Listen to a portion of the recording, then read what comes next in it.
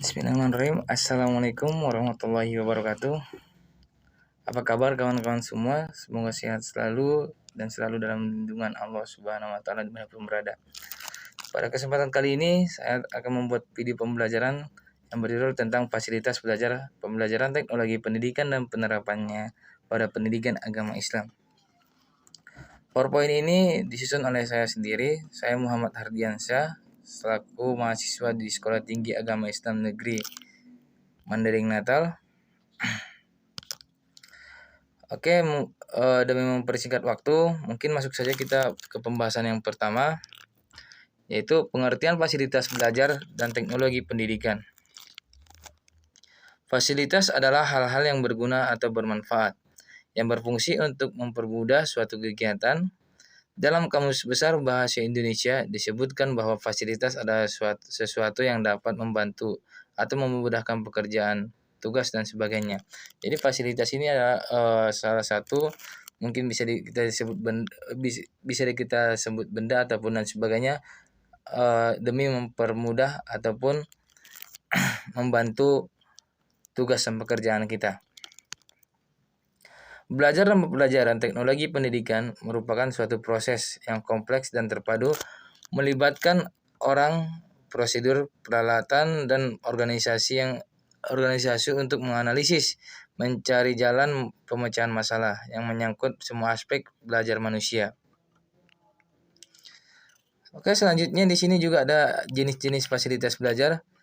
Fasilitas belajar dapat dibedakan menjadi dua, yaitu yang pertama, fasilitas fisik, yaitu segala sesuatu yang berupa benda atau fisik yang dapat dibendakan, yang mempunyai peranan untuk memudahkan dan melancarkan sesuatu usaha. Fasilitas fisik juga disebut fasilitas materi. Contohnya, perabot ruang kelas, perabot kantor TU, perabot laboratorium, perpustakaan, dan ruang praktek. Setelah itu, penerapan teknologi pendidikan dalam pendidikan agama Islam. Berikut adalah penerapan teknologi dalam pendidikan agama Islam, antara lain penggunaan PowerPoint. Mungkin sudah tidak asing, apalagi kita yang namanya mahasiswa sudah tidak asing. Setiap pembelajaran kita menggunakan media pembelajaran PowerPoint, karena di dalam media pembelajaran PowerPoint ini memang memudahkan kita ataupun pembelajaran lebih efektif. Peserta didik dengan kita menggunakan teknologi PowerPoint ataupun media PowerPoint itu lebih cepat mengerti dari materi yang kita sampaikan. Oke, tadi penggunaan program PowerPoint dalam proses pembelajaran pendidikan agama Islam di kelas. Melalui program tersebut, guru hanya menulis poin-poin penting materi yang akan disampaikan. Memang betul. Jadi kita misalnya sebagai seorang guru, jadi kita tidak perlu repot bla bla bla banyak lagi. Jadi kita hanya menyampaikan materi penting yang ada di PowerPoint tersebut. Kita hanya menyusun apa-apa saja yang poin-poin yang penting yang perlu kita bahas di dalam materi yang akan kita sampaikan. Yang kedua, menggunakan email untuk mengumpulkan tugas dari peserta didik. Jadi memang ini juga salah satu untuk mempermudah proses belajar pembelajaran. Apalagi ini menyangkut kepada peserta didik. Peserta didik akan lebih mudah untuk menyerahkan misalnya tugas, bisa dikatakan tugas, akan lebih mudah menyerahkan tugas tanpa harus bertemu gurunya langsung ataupun tanpa harus ke sekolah langsung untuk menyerahkan tugas. Peserta didik hanya perlu menulis alamat email yang tujuan yang akan dikirim ataupun alamat email gurunya tersebut untuk mengirim tugas yang telah ia kerjakan. Yang tiga, menggunakan mailing list untuk diskusi kelas yang diajarkan. 4. Menggunakan weblog untuk pembelajaran di dalam atau luar. Selanjutnya, pengaruh fasilitas belajar terhadap pendidikan Islam. Dalam suatu proses belajar mengajar, sarana prasarana belajar merupakan salah satu penunjang suatu proses belajar mengajar. Memang betul, tanpa adanya penunjang sarana prasarana dalam suatu pembelajaran itu, rasanya pembelajaran itu memang kurangnya ataupun bisa dibilang kita katakan itu pembelajaran itu kurang efektif. Seorang siswa dalam melakukan aktivitas belajar memerlukan adanya dorongan tertentu agar kegiatan belajarnya dapat menghasilkan prestasi belajar yang sesuai dengan tujuan yang diharapkan untuk dapat meningkatkan prestasi belajar siswa yang maksimal. Tentunya perlu diperhatikan berbagai faktor yang membangkitkan para siswa untuk belajar dengan efektif. Jadi misalnya kita membicarakan tentang media pembelajaran PowerPoint tersebut tadi. Jadi ketika kita memakai media pembelajaran PowerPoint tersebut, rasanya seorang peserta didik itu lebih bersemangat untuk belajar. Apalagi kita menambahkan, misalnya kita materi kita yang kita bawakan itu adalah materi fikih tentang berwudu. Kita bisa memasukkan foto ataupun gambar-gambar yang seseorang ataupun gambar-gambar yang menyangkut materi yang kita sampaikan. Misalnya kita materi fikih yang membahas tentang wudu. Kita bisa menambahkan gambar tersebut, menambahkan orang yang berwudu, lalu kita tanyakan kepada mereka, ini gambar apa? Jadi itu jadi satu metode, yaitu metode tanya jawab. Setelah itu, manfaat teknologi pendidikan dalam pendidikan agama Islam. Manfaat teknologi pendidikan dalam pendidikan agama Islam meningkatkan produktivitas dan standar pendidikan. Kedua, membantu guru dalam menyampaikan materi pembelajaran.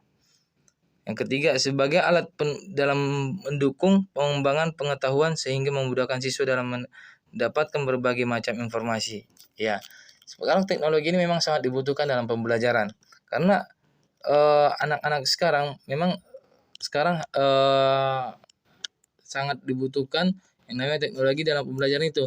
Dikarenakan anak-anak sekarang pengetahuannya tidak hanya misalnya apalagi anak SD ataupun SMP sekarang pegangannya itu sudah tidak hanya buku saja, tapi dengan seiring waktu berjalan dan canggihnya zaman, anak-anak sekarang bisa memegang yang namanya menggenggam dunia dalam tangannya.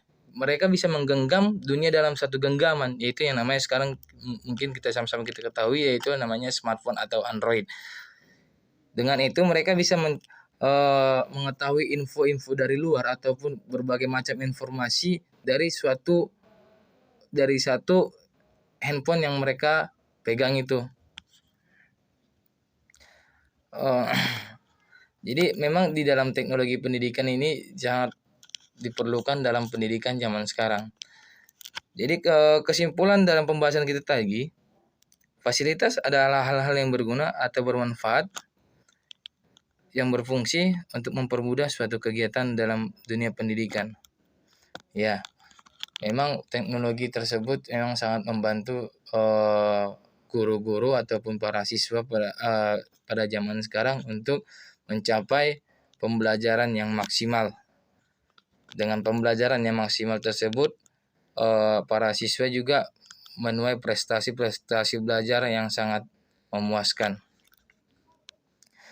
Fasilitas belajar merupakan sarana dan prasarana yang tersedia untuk membantu dalam pelaksanaan kegiatan pembelajaran, sedangkan teknologi pendidikan adalah kajian dan praktik untuk membantu proses belajar dan meningkatkan kinerja dengan membuat, menggunakan, dan mengelola proses dan sumber teknologi yang memadai. Oke, sekian mungkin yang dapat saya sampaikan dalam materi ini. Jika ada yang salah ataupun kurangnya materi saya ataupun ada juga yang kurang tepat pengucapan kalimat saya yang saya sampaikan, saya sangat-sangat mohon maaf yang sebesar-besarnya kepada kawan-kawan yang telah menyaksikan video ini. Dan di sini video ini hanya bertujuan untuk memenuhi tugas kuliah. Mana tahu ada yang salah atau yang kurang tepat, silahkan komen saja di bawah. Saya menerima kritik dari saran dari kawan-kawan sekalian. Mungkin sekian yang dapat saya sampaikan. Saya sangat-sangat berterima kasih kepada kawan-kawan yang telah menonton video ini. Dan jangan lupa like, subscribe, komen, dan share ke kawan-kawan yang sekalian biar kita sama-sama berbagi ilmu kepada yang lain. Wabillahi taufiq wal hidayah. Assalamualaikum warahmatullahi wabarakatuh.